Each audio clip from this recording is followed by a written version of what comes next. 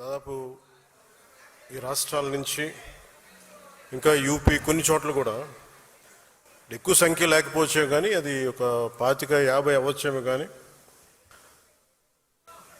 తెలంగాణలో మొదలెట్టిన జనసేన ప్రస్థానం అటు కేరళ, కర్ణాటక, మహారాష్ట్ర, మారుమూల మనకి దూరంగా ఉండే రాష్ట్రాల్లో కూడా కనీసం ఒక 50 మంది మేము జనసేన కోసం పనిచేస్తామని యూపీ లాంటి రాష్ట్రం నుంచి కూడా రావడం నాకు నిజంగా చాలా చాలా ఆనందం కలిగించింది. 150 మందితో ప్రారంభించిన తెలంగాణలో ప్రారంభించిన జనసేన ఈరోజు 21 లక్షల పైచిలకు సభ్యులతోటి ఉద్యమీ సభ్యత్వంతో ఈరోజు ఇక్కడికి మిమ్మల్ని ఈ సందర్భంలో కలవటం నాకు చాలా చాలా ఆనందంగా. ఇందాక రాగానే అడిగిన ఆరోగ్యం ఎలా ఉందని. ఆరోగ్యం బాగుంది. చెప్పాలి కదా నాకు, అంటే ఆరోగ్యం ఎలా ఉంది ఇవన్నీ అంటే కారణాలు ఏంటి అని అంటుండే మన వాళ్ళు ప్రేమతోటి నా భుజాలు లాగేశారు. సో నాకు లాస్ట్ 2-3 ఇయర్స్లో ఏమైందంటే ఎలక్షన్ ముందు నుంచి కూడా 1 ఇయర్ ముందు నుంచి కూడా తిరగటం వల్ల ఒకటి కరోనా టైంలో నాకు ఈ కరోనా రావడం, ఒకటి ఈ లంగ్ ఇన్ఫెక్షన్ పోలేదు, అలా ఉండిపోయింది, అదొకటి. తర్వాత ఈ దుమ్ము ధూళిలో తిరగటం వల్ల అది లోపల ఒక ఈ సైనస్ ప్రాంతాల్లో చాలా కరుడుగా హార్డ్ అయిపోయింది, ఆ డస్ట్ బాల్ అయిపోయింది. అందుకని ఇక్కడ వాచిపోయేది, నాకు అర్థమైంది కదా చాలా కాలం. ఆ తర్వాత ఇంకా ఒక సైడ్ ఒక రోజు సడన్గా ఈ ఎడ్జ్ మన ఏమంటుందని ఎక్స్టెండెడ్ విజన్ కనిపించలేదు ఒకరోజు. సో అందుకని అన్ని ప్రోగ్రామ్స్ మన అంజబాబు గారి భీమవరంలో ప్రోగ్రామ్ ఉన్నా కానీ క్యాన్సిల్ చేసి హైదరాబాద్ తిరిగి రావడానికి దాదాపు 1 నెల పట్టింది రావడానికి.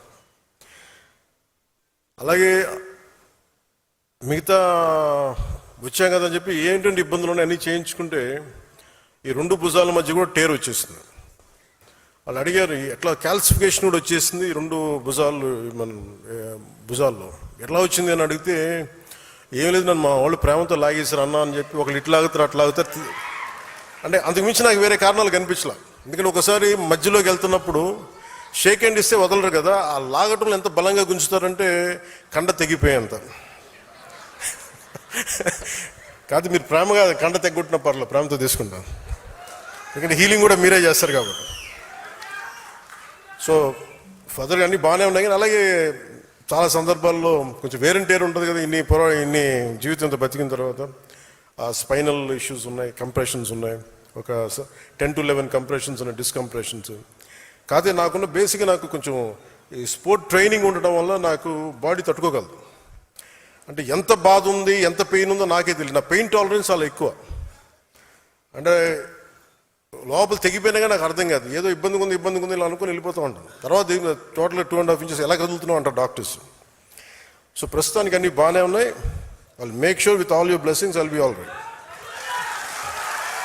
నా కోసం ప్రార్థించిన మీ అందరికీ కూడా పేరు పేరున ప్రతి ఒక్కరికి నా ధన్యవాదాలు. మీరు కాకపోతే ఇంకెవరిని ప్రేమిస్తాను నేను. అలాగే దీని తర్వాత అంటే కొంచెం ఒక 4 అంశాల మీద మాట్లాడుతాను. ఒకటి పార్టీ స్ట్రక్చర్ మీద. ఒక పుష్కర కాలం తర్వాత 12 సంవత్సరాలు తర్వాత పార్టీ స్ట్రక్చర్ ఎలా ఉండాలి, ఇది ఇప్పుడు పెట్టుకుంది కాదు. 2007లో ఇందాక మన తెలంగాణ నుంచి వచ్చిన ఇక్కడ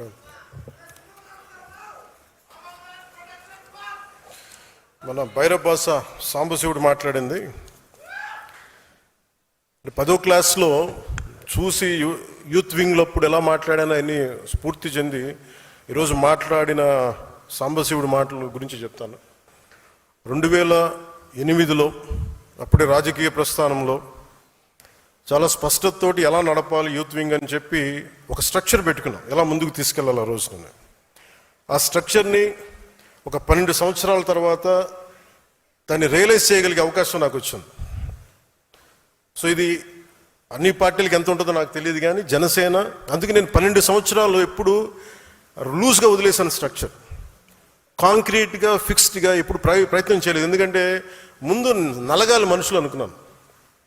మన సిద్ధాంతాన్ని నమ్మిన వాళ్ళు మనతో పాటు ప్రయాణం చేద్దాం అనుకుని నమ్మాలి, వీళ్ళ కోసం నేను ఉండాలనుకున్నాను. ఒక 12 సంవత్సరాల తర్వాత అసలు మిమ్మల్ని జీవితకాలం మేము వదలమని చెప్పిన వాళ్ళందరూ పారిపోయారు, వదిలేసి వెళ్ళిపోయారు. ఎవరు నన్ను వదలలేదంటే నా జన సైనికులు, మా వీర మహిళలను వదలలేదు.